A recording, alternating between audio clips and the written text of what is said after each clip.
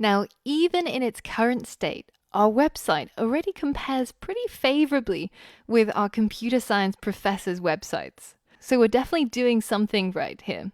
But we can make it even better. If you take a look at the personal website of Sean Halpin, who's a web designer, this is one of the most beautiful personal websites I've ever come across. It's incredibly simple, but it's also really beautiful and really well designed. So this is going to be our inspiration for this CSS module.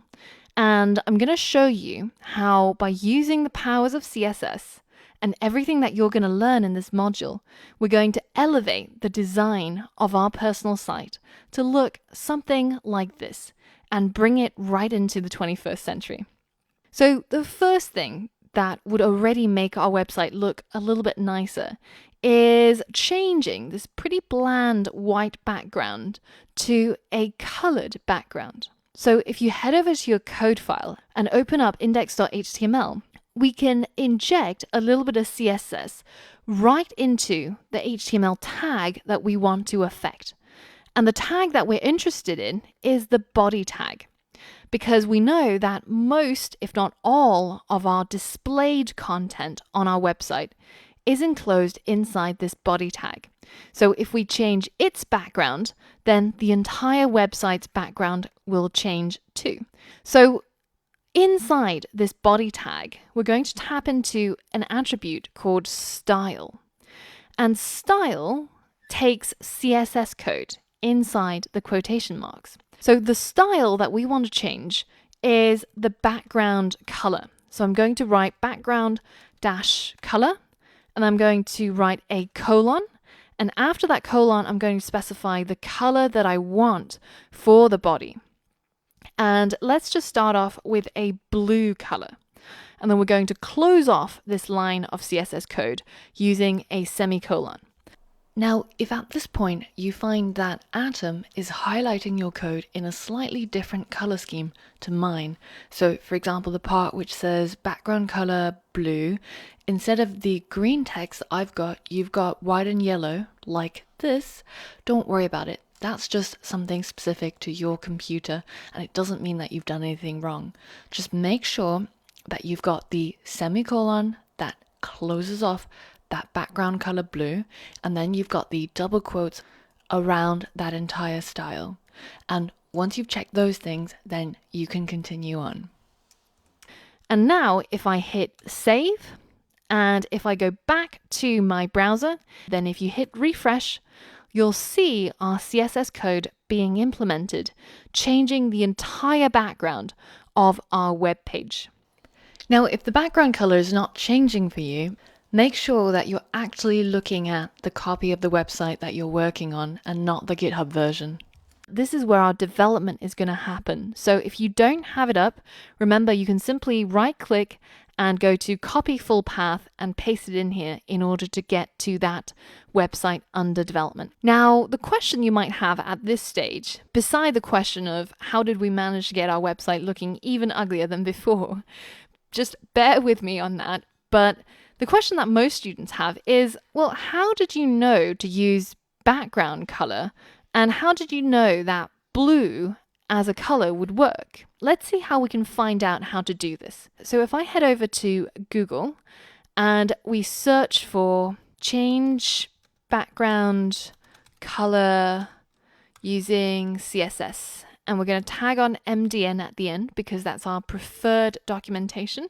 And you can see that the first link that shows up already takes us to the documentation on the background color. And this page explains that the background color is a CSS property which sets the background color of a particular element. So we've used this particular line to change the background color of our body HTML element to blue. Now, as it shows, we can also do this using hex values or hexadecimal values. So we can replace this really ugly looking blue with something that is custom. And a really good tool for finding beautiful colors and beautiful color palettes is a website called colorhunt.co. And here you've got professional designers who've curated some of their favorite color palettes, and they've provided the hex codes to implement them in your own designs. So you can search by hot or popular, and we're going to look for a nice color palette that is going to work for our particular project. So I'm going to choose this one. And I'm just going to go ahead and copy the hex value of this nice sort of light pastel green bluey color. And I'm going to replace the word blue with that hex value. And remember, whenever you're using hex values, it needs to have the pound sign, or you might see it as the hashtag sign in front. Now, as soon as we add that hex code, you'll notice that one of our plugins that we installed in the beginning, the one called Pigments, is highlighting that color to us to show us what it'll look like when it's implemented. But we're going to verify that on our website as well. So let's go ahead and hit save and go back to our website and hit refresh. And you can see that beautiful light green color is now showing across our web page. So the other question that you might have is, how can I figure out which colors I can use just by specifying the name of it, and which ones I have to use as a hex value? Well, again, let's head over to Google, and we're going to look for an answer to our query.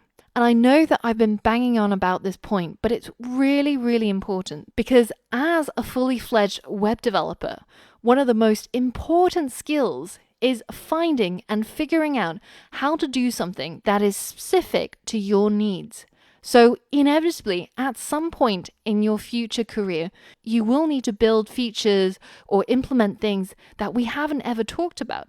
And it's important that you really start building up this skill of figuring out what are the best keywords to search for, how do I structure my searches, which sources am I going to go to, be it Google or Stack Overflow or MDN, in order to figure out how I can do this specific thing that I want to do.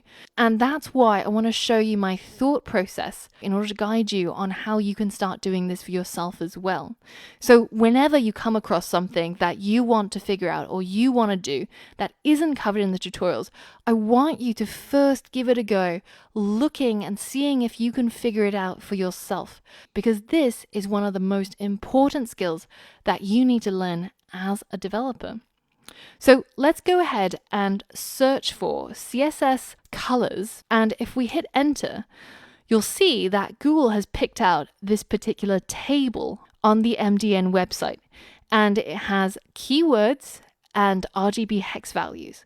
So let's go and take a look at it in more detail. So this is a page that I recommend you bookmarking even, because it describes the color CSS data type that's available to you when you use CSS.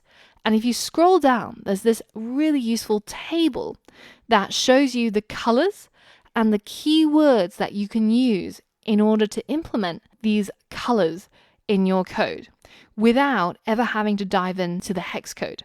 So for example, maybe you want the background to be this powder blue, right? So you can go ahead and simply copy this keyword, and instead of using the hex code, we can simply use the word powder blue. And if we refresh our website, you can see that that color is automatically rendered because it's recognized as a valid CSS color. So this is a quick and easy way of implementing colors using CSS. Now there's a whole range of other ways that you can change the color using CSS, and I'll leave you to read through this documentation and take a look at some of the other ways or some of the other palettes that you can tap into. Now, heading back to our personal site, the next thing that I want to change is the style of these horizontal rules. And you might realize that there's a little bit of difficulty involved in doing this, because as nice as it is, modifying the style of a particular HTML element by simply going into the tag and changing the style attribute, it's a little bit cumbersome when you want to do that to many repeated elements. For example, our horizontal rules, because I have a total of about 4 of them, and I would have to write up the CSS code, and copy and paste into each and every one of these tags. Now, if at some point I decide to change one of these CSS values, say, I actually prefer this light color over this powder blue, and I'm going to change it back to that particular hex code, then I would have to remember to change it in all 4 places. And this is very, very error prone. So in the next lesson, I'm going to show you another way that you can implement CSS code that will apply across the entire web page. And it's by using internal CSS. You can look forward to that in the next lesson. See you there.